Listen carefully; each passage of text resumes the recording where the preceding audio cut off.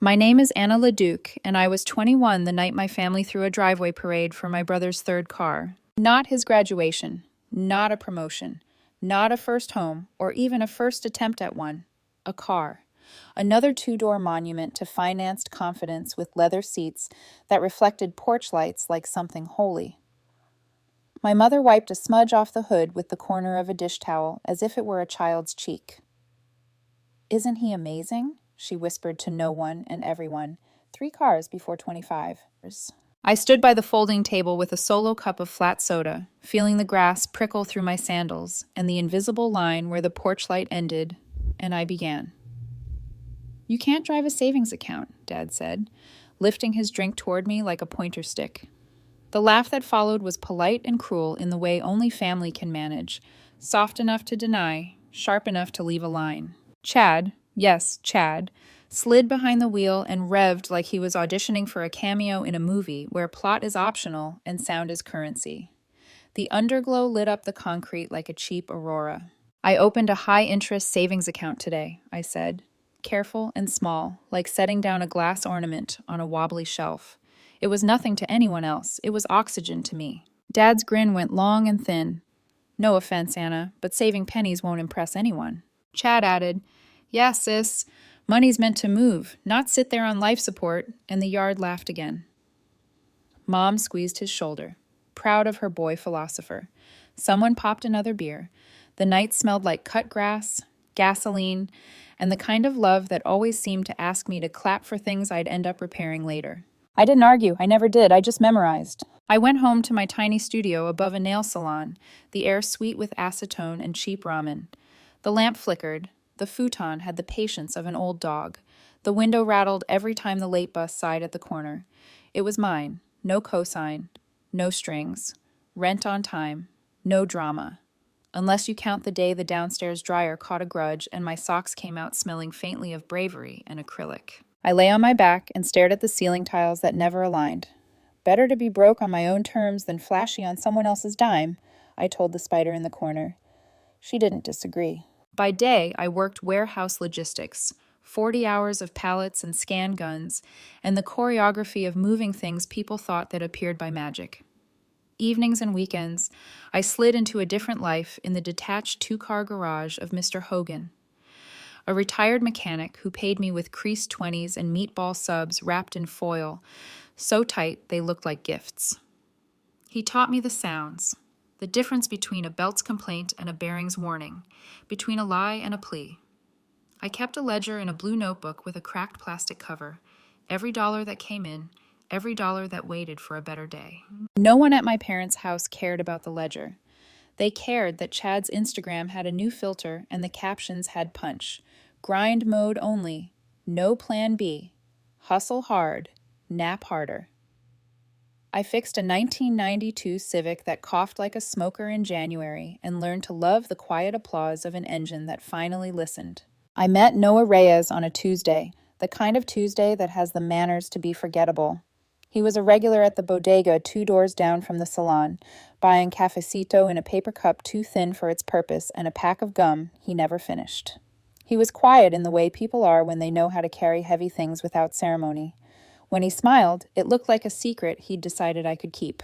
"Long day?" he asked, nodding toward my shirt, which had lost an argument with an oil stain. "Depends who you ask," I said. If it's my mother, I am tragically practical. "Sounds survivable," he replied, and handed me a napkin I didn't need. We became a habit, brief hellos turning into an easy rhythm. He didn't try to solve me. He held space like a mechanic holds a socket. Steady, exact. I didn't tell him much about my family. I said complicated, and he nodded like he could read the rest. I learned one thing about his. Ava, the ex who still watched his stories and replied at 2:03 a.m. with song lyrics and nostalgia that always sounded like a trap. He muted her. I noticed the flinch anyway. At Thanksgiving, Mom used the same tone you reserve for lint collectors and people who alphabetize soup cans. "Oh, Anna," she cooed to my aunt. "She's just so practical." Right after, she handed Chad a check marked Future Investments. My envelope said, "Bring rolls next year." I bought the good ones, the kind with butter baked so deep you hear angels in the crust, then left early to rotate my neighbor's tires. On Sundays, I drove through subdivisions that looked like renders of the American dream and listened to the radio call me by names it didn't mean. I started keeping cash envelopes with labels I wrote in my careful hand: emergency, tools, rent, someday. I didn't have someday yet. I wrote it anyway, then smiled like a dare. When I turned 24, I signed for a dusty two-bay garage at the edge of town. The realtor looked at my hands and asked if I'd be hiring a man, then shrugged when I smiled and said, I already did. Me. The sign above the door read, Bennett Reliable Repair, lettered by a friend I'd helped move apartments 3 times. The waiting chair wobbled. The office smelled like old paper and possibilities. The lift groaned in a language I understood. Mom never visited. Dad didn't ask. Chad posted a story in front of a brick wall with a caption that said, Some people live small dreams. If bricks could roll their eyes, mine did. It's strange, the math of respect. You can pay for it with 1,000 right choices and never see a receipt. You can wreck a car and get a parade. Noah dropped by with coffee and stood just inside the bay doors like he was letting the place look at him first. You did this, he said, casual and reverent at once. I did, I said, and let myself feel the weight of that sentence in my palms. Keep your receipts, he added, eyes on the ledger, and I laughed because I had been, down to the penny. It sounded like a joke. It was foreshadowing. Mom loved a cosign like some people love scented candles. Comforting, necessary, always on sale. She and Dad had co-signed 2 of Chad's cars and a half-finished idea he called a brand. The hoodies arrived at Christmas, metallic letters announcing money talks. Losers save. I folded mine neatly, handed it back and said, Wrong size. I wear self-respect. It landed like a dropped wrench. Clean, undeniable, a little loud. By 27, I'd saved enough to buy a used tow truck, white paint, dull with honesty. I had my name printed on the door in letters that didn't apologize. The day I picked it up, I drove past my parents' street and didn't turn. At dinner that night, chicken thighs and invoices, I toasted myself with tap water, because sometimes the thing you're thirsty for is just proof you're still here. They never stepped into my shop. They never asked how many cars I kept alive, how many strangers cried in relief at a bill that didn't punish them for ignorance. I became efficient at not needing their applause. Some nights, when work ran late, I'd put on Noah's old hoodie, soft, not branded, and inventory the drawers of my rolling chest, sockets in strict rows, torque wrenches sleeping like instruments. The radio hummed, and outside the bay doors, the town kept its promises. Streetlights patient, the train on time, the bodega closing at 10. The calls from home became a weather pattern I could forecast with 2 fingers to the wind. Your brother has big ideas, Anna. Your brother is about to launch something disruptive. Your brother needs a little help bridging a gap. The gaps wore leather and underglow. I started saying no in ways that sounded like later, or let me check. Then I learned to make the words stand without leaning on excuses. Noah didn't tell me it was right. He handed me another napkin I didn't need and asked if I'd eaten. It felt like love, the kind that doesn't ask for audience participation. The night everything cracked hadn't arrived yet, but it was on the calendar, invisible ink waiting for heat. I slept finally with the window open to let the acetone out and the city in. Somewhere across town, a hood ornament gleamed under a porch light like a promise. Somewhere closer, a pen hovered over a line no one had the right to sign. And me? I dreamed of bolts that freed on the first pull and families that didn't confuse volume for value. In the morning, I'd wake up and do what I always did. Show up, lift, listen, keep my ledger straight. The story would call me practical again, like a slur. It wouldn't matter. I was building something quiet that could carry weight. And soon, very soon, their noise would need me more than I ever needed applause. By the time I turned 26, the smell of oil and metal was the only perfume that made sense to me. The 2-bay garage I'd leased on a handshake and a dare was now fully mine, bought outright with years of late nights and scraped knuckles. The sign above the entrance, Leduc Reliable Repair, had faded a little under the sun, but every flake of paint felt like proof. Proof that something small and stubborn could last without applause. Business was steady, even loyal. The people in town knew me as the girl who doesn't overcharge. They brought me their cars and their stories. A teacher who'd hit a raccoon on the way to work, a tired father who couldn't afford a dealership's quote, A single mom whose minivan sounded like it was grinding its teeth. I fixed what I could and charged what was fair. Mom still hadn't visited. Dad still introduced me as our practical one, which somehow managed to sound less like pride and more like a cautionary tale. And Chad, well, he was still the golden headline in every family conversation. At 25, he'd wrecked another car. A squirrel jumped out of nowhere, Mom had written in her Facebook post, wrapped in dramatic emojis and soft prayers. Prayers for Chad. He's okay. Cars can be replaced, but sons can't. The comments section bloomed with sympathy. No one mentioned he hadn't been wearing a seatbelt, or that he'd posted a photo of himself holding a Four Loko an hour before. I didn't comment. I'd already spent years watching the highlight reel while living the blooper reel. At Christmas, he handed everyone matching hoodies from his brand launch. Mine said, "Money talks, losers save." I folded it neatly, handed it back, and said, "Wrong size." Noah squeezed my hand under the table. Dad chuckled nervously. The turkey got cold. After dinner, Mom pulled me aside near the sink, whispering like she was protecting state secrets. "You could learn something from your brother," she said. "I already did," I replied softly. "What not to do." She didn't like that answer. Noah and I were building something quieter. He'd left his job in warehouse supply and started helping me on weekends, handling invoices, scheduling repairs, learning how to talk to customers who thought checking the oil meant poking at the dipstick with confusion. He was gentle, grounded, a calm in my otherwise busy storm. The only friction came from Ava, his ex, who still, for reasons known only to the algorithm, popped up in his comment sections like an uninvited ghost. She'd post things like, "Wow, you really downgraded to small-town life, huh?" Or, "You used to have bigger dreams." Noah never replied, but sometimes, when he scrolled past one of her posts and sighed, I saw the flicker, that old ache people carry for the version of themselves they used to be. I didn't blame him, but I also didn't forget. That winter, my parents called to brag about Chad's latest venture. "He's going digital," Mom said breathlessly. "A disruptive brand." "Selling what?" I asked. She hesitated. "Merch, with motivational phrases." I waited. "And how's that going?" "Well," she said, "it's bold." I smiled to myself. Bold, in Mom's language, meant bleeding money slowly. Meanwhile, my little garage was finally turning profit. I'd hired 2 part-timers, Paul and Eddie, to help with overflow. Paul looked like he'd been built out of old carburetors and bad coffee, but he had a good heart. Eddie was younger, eager, and allergic to silence. Together, we made it work. When Mom called to check in, she somehow always managed to steer the conversation back to Chad. "Your brother's been networking so hard," she'd say. "And you?" "Oh, fixing things," I'd reply. "You still working with your hands?" Dad asked once. "No," I said dryly. "I just yell at the cars until they fix themselves."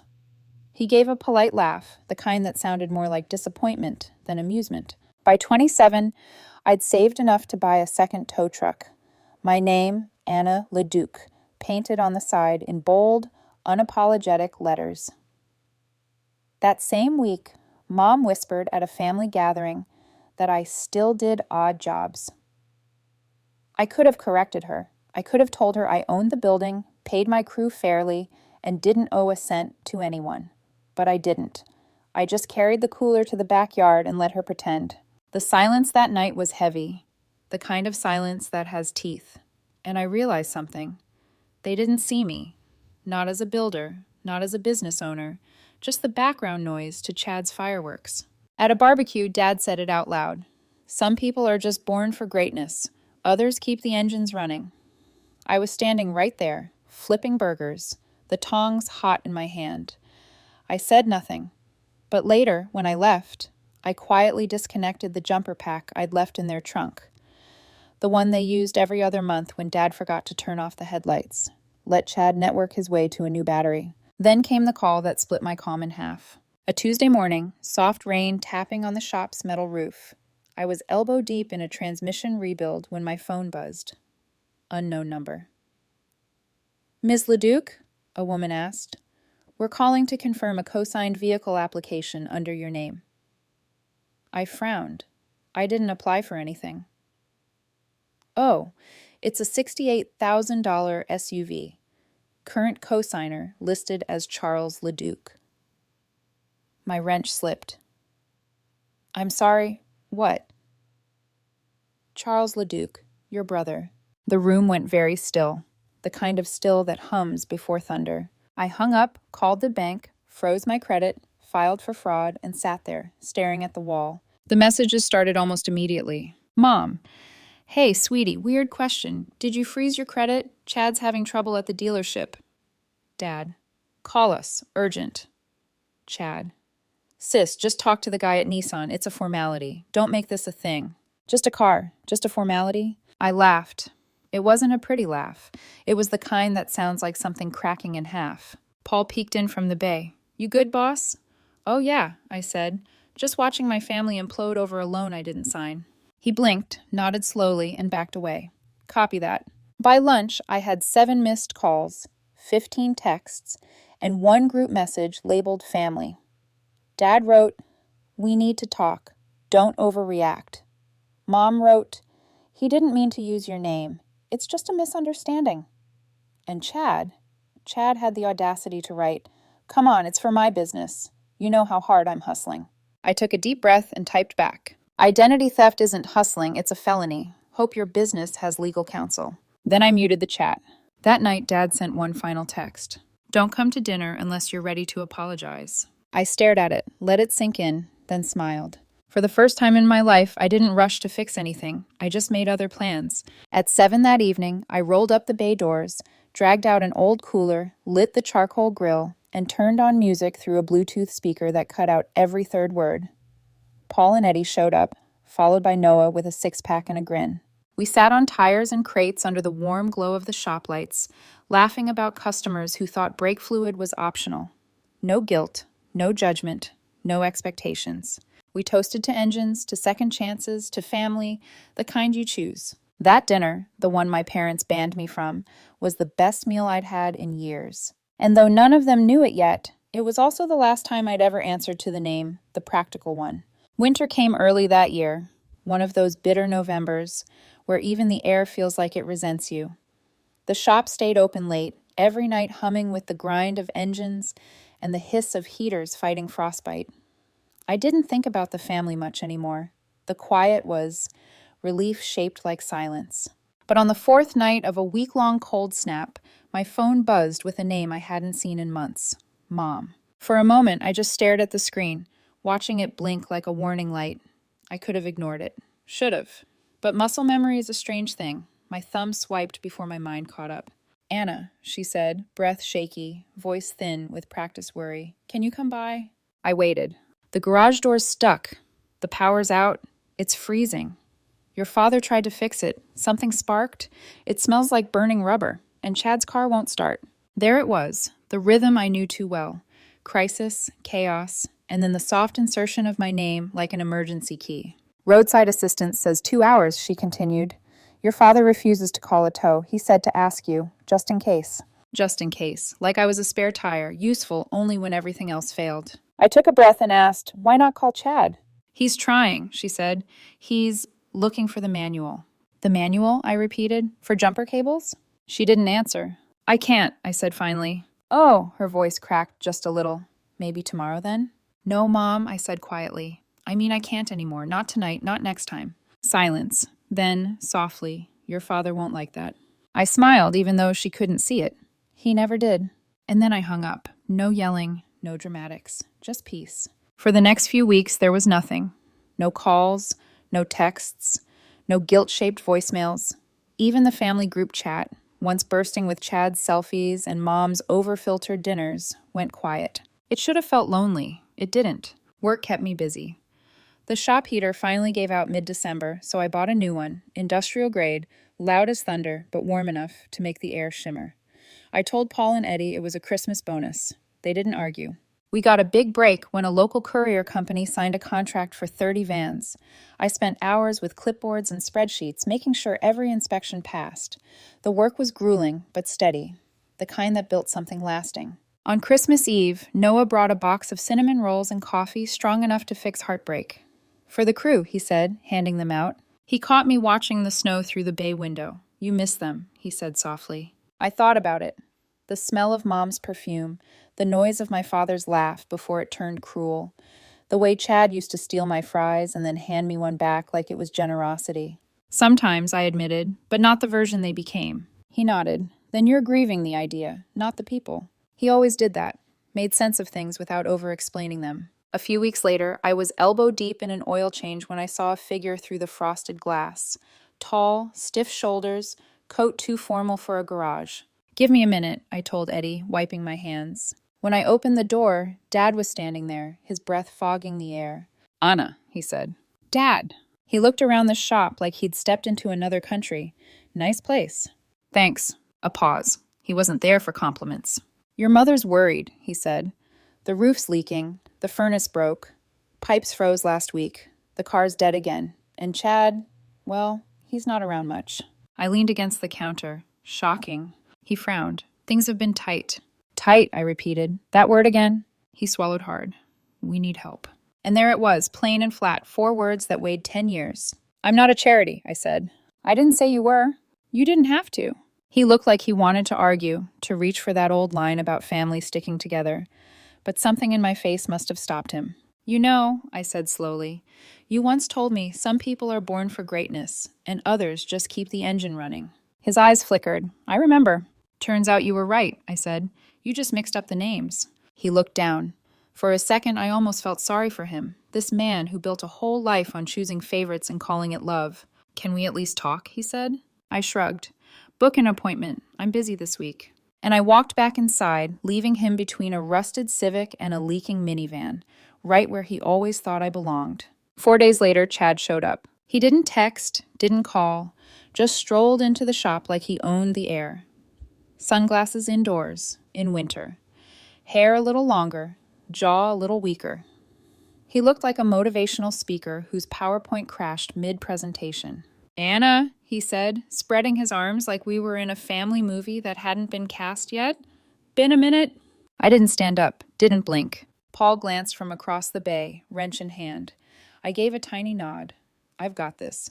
Chad leaned on the counter, grinning like he could charm gravity itself. This place looks dope. You've been killing it. I stared. What do you want? He hesitated, then tried a laugh. What makes you think I want something?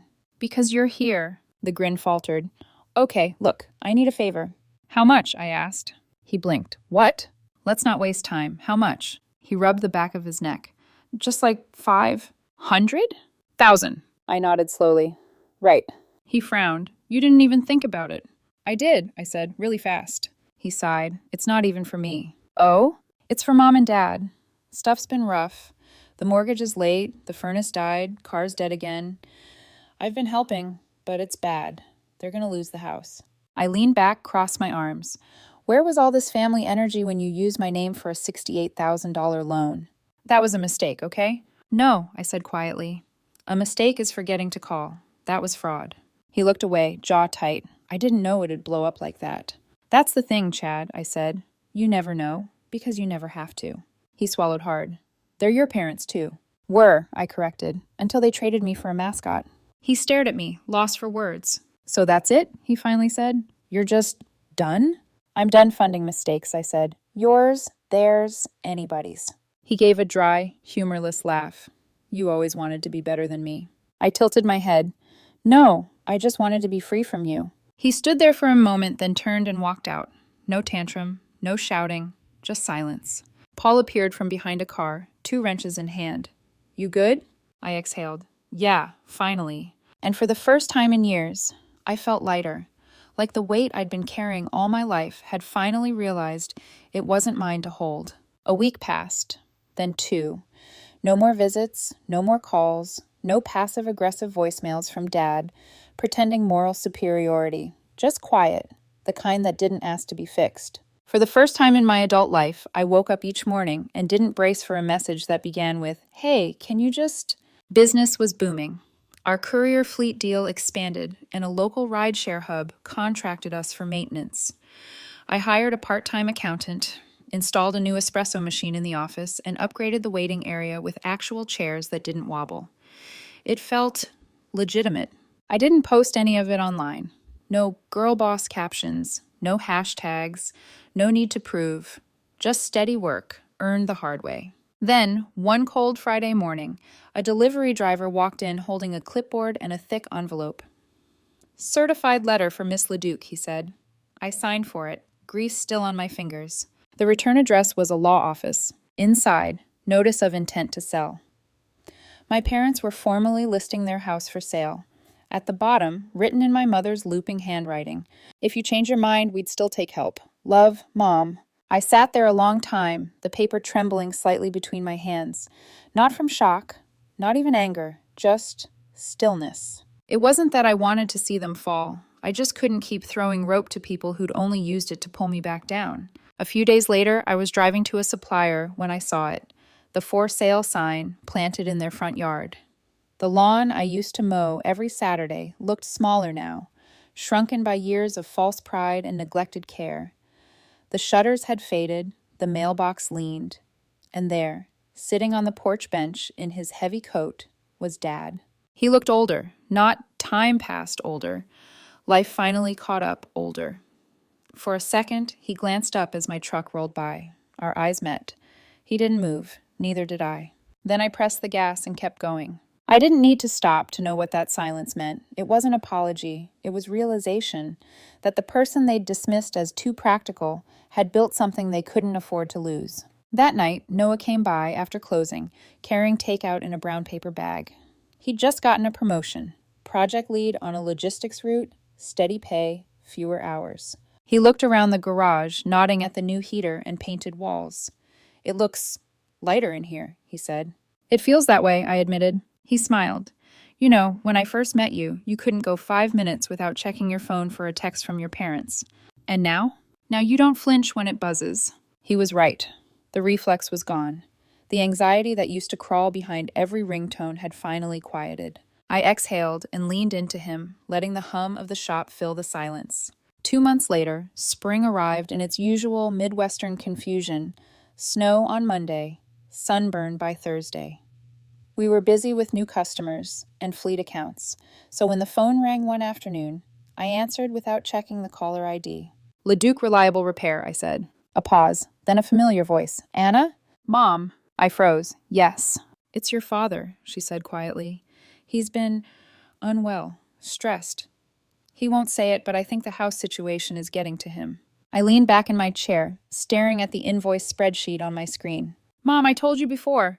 "I'm not asking for money," she interrupted, her voice trembling. "Just maybe visit, say something to him. He still talks about you, you know."